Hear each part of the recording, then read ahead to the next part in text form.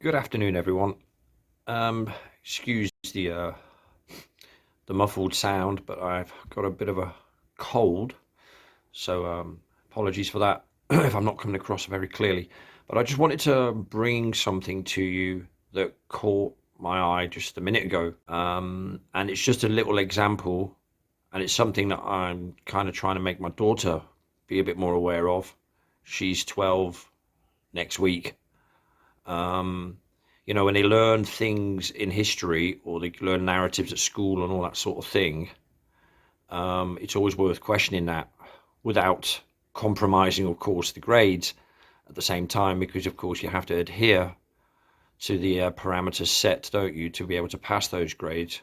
You know, thinking too outside the box, as it were, wouldn't get you very far within the curriculum. So it's getting that balance right. But this is just an example of the double speak, and also the misleading narrative, and it starts with the dates. But anyway, just have a little listen to this and then I'll pause it. But it's just quite interesting. Today I'm in Monmouthshire, and this is the medieval Monnow Bridge in the historic market town of Monmouth. Built in the late 13th century, an imposing gate tower portcullis provided strong defence. The problem was that further upstream, the river was so shallow that invaders could clearly just wade across. Well, if they could clearly just wade across on a shallow river, then it didn't provide strong defence, did it? So there's straight away confusion, where people are thinking, well, if you're building a strong defence, then surely that's exactly what should be doing, right? Defending strongly, not just looking like a strong defence, knowing that people can just walk across a shallow river upstream. I mean, does she not realise how silly that script is that she's reading there? Probably not, actually. Anyway, let's continue. Exactly what they did during the Civil War. Now, despite this small strategic flaw, the bridge fortunately survives and is one of this county's great architectural gems. So there we go. It's one of the county's great architectural gems. That was from an area in the south of Wales. Yeah, you got maybe not that particular kind of construction, but certainly lots of those sorts of things dotted all around the country, as I alluded to on the Boscombe Water Tower video from yesterday. You know, this is alluding to a bigger picture and a bigger argument, or a bigger point that I've always tried to make, and that is, the size of the lie is just absolutely huge, and it starts with stuff like this. Everyday narrative subtly introduced, or, put amongst the public, starting with the kids, of course, and it's then there forevermore, isn't it? Very difficult to deprogram. But yeah, I just thought that was quite fascinating. Of course, that thing survived because it was never used as a fortress. That was never its purpose, was it? But anyway, there we go.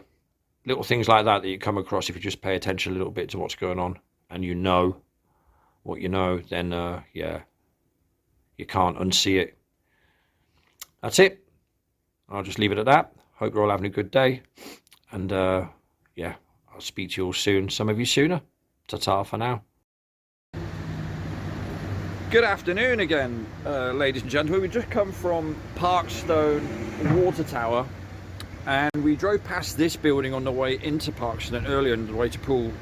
This is St Dunstan of Canterbury Orthodox Church.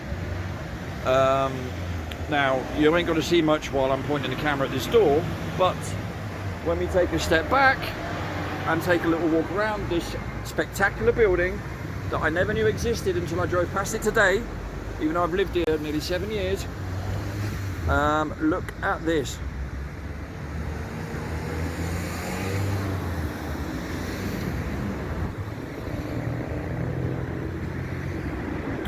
I just wanted to do a quick one, just to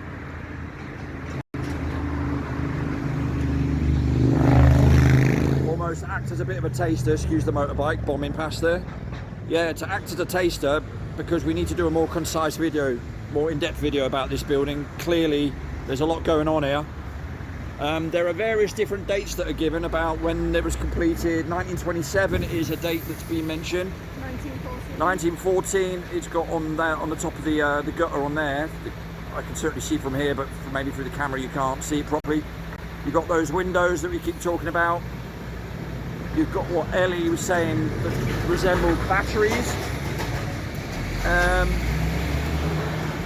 In 1905, the eastern end of the church apparently was built. Right, the eastern end of the church was built in 1904-05, which means some of it was already standing. Yeah, so we have that narrative again of how... There we go, there's a name there. Statue there, but that obviously wasn't there to start with. There's St. Osmond, whoever the hell that is. Yeah. But, you know, you've got 1914 on the gutter up there. Anyway, I'm just walking around it and showing you a little bit. I'm a little bit close up to it, I know.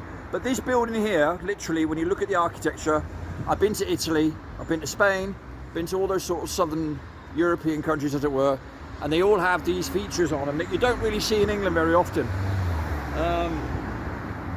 But look at that. I mean,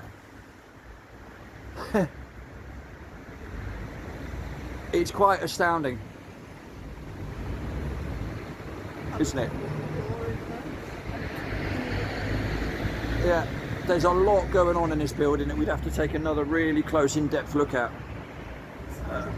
I mean, we went round the sides. Yeah, I mean, the sides of the door again, the archway is far too big. I think this goes well deeper into the ground. Well, we know it goes deeper into the ground. I'll give you an example. If we go around here, the ground levels are already changing slightly. And if you go around the other side, you'll see it even more clearly. We'll do that in a minute. But look at that.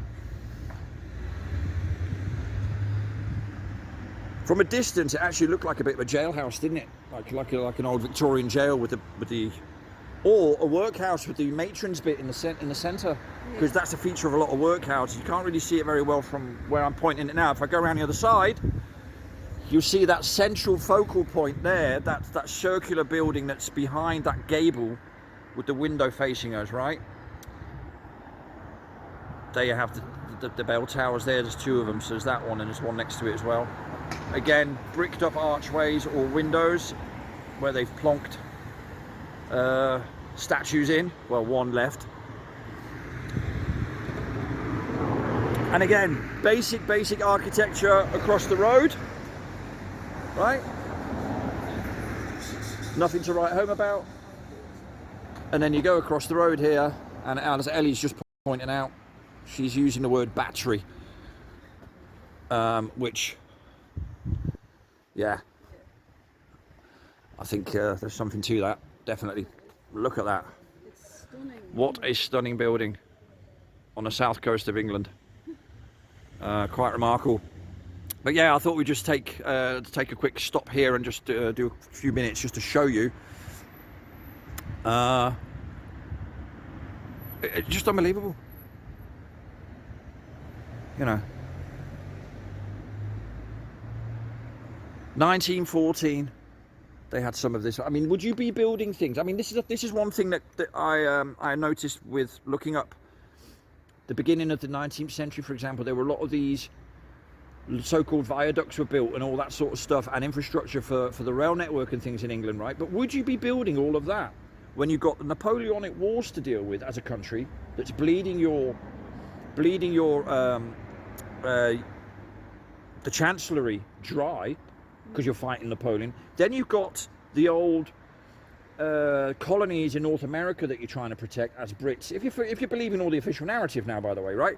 So you've got the Brits trying to contend with India, trying to contend with North America, keep hold of Canada, fight Napoleon, and build these things all around England. And not just build these here, but also build all these palaces in Delhi, in Bombay, all throughout Africa, and all the colonial backdrops of Britain. Not just the British Empire, but where the Germans had their fingers in pies, the Belgians, the Dutch, you name them, all of them, right? you know, you would not have had the resources for any of that while you're fighting wars. In fact, if you read the official history books, for example, the Battle of Waterloo, Britain was Britain always was skint. We always had less men than everybody else. It always seems to be, you know, we're always portrayed as some sort of heroic nation because we've always fought against the odds. Blah blah. Right? What a load of nonsense! Total nonsense.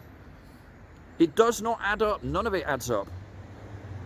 None of it at all adds up. None of it adds up. Look, they built like a building next to it, which is clearly a newer version, right? Yeah, that's You can clearly see that's new. That is a totally different kettle of fish altogether. The angles of the bricks, the way they've been cut. It's just different. Yeah. It's. I mean, we haven't even started looking at it properly, but there's loads you can see just on one glimpse. You know, let's go around the other side and see if we can see anything from the side of the gable, as it were. See, they've even done that to make it look old. That's it. They've done that to make it look like it's part of it, and blah blah. That's stunning. I mean, look at that. Just really, I'm trying to work that out. So it's got 1916 up there on that little bit that's pointing this way, right? 1916. So we've got 1916 there. We've got 1914 round the side. We've got 1927. So you've got all these times when literally 1904 to 05. 1904-05, the eastern part of the building was completed, which means the rest of it, or some of the other part of the building, was already up. So you're talking again the 1880s, 1870s, probably before then. 1916. Yeah, 1916, like I just said. So that, you know, so you've got these dates here. This one here, one round a corner. But they like in the middle of World War One as well, right? Yeah, this is the point we were always making, Ellie, wasn't it? Like, you know, how? Manpower, everything. Not necessarily 1916, but certainly preceding that, when they're saying that only the eastern part of it was built. You know, but anyway, it's just fascinating. Lots of facets to it, isn't it? It's definitely something we need to look more at as well. Yeah, I agree with you totally. Alongside others that, you know, other buildings we have seen, we're gonna. Amazing, isn't it? Stunning. Lots going on there in this building. So anyway, we're going to definitely come back to this at some stage, but we just wanted to show you this. This is in Poole, and well, I won't even start talking about the building we saw in Birmingham yesterday. You know, when where do we start? Yeah, I think you could spend 4 or 5 lifetimes easily in England just going around looking at these buildings. They're literally everywhere. Yeah. They are literally everywhere. And now that you start looking for them because they're on your radar, you can't avoid them, can you? You know. Okay, well, there we go. Unexpected, but we just wanted to put that one out there to say we're going to look at that more. we will. We'll look at that more. Other buildings. We'll have a bit more of a historical narrative to this building, and then that way we can break it down and pull it apart, We can. as it were. Not the building though. Not the building, because that, again, you'd need a lot of wheelbarrows to wheelbarrow all those bricks away. I mean, I like Lego, but Yeah. You're not a Meccano girl. I don't mind Meccano. Meccano's cool. But, Yeah. you know, Hey? dismantling. No, thank you. All good. Anyway, so we'll leave that there, and we'll get back to you soon.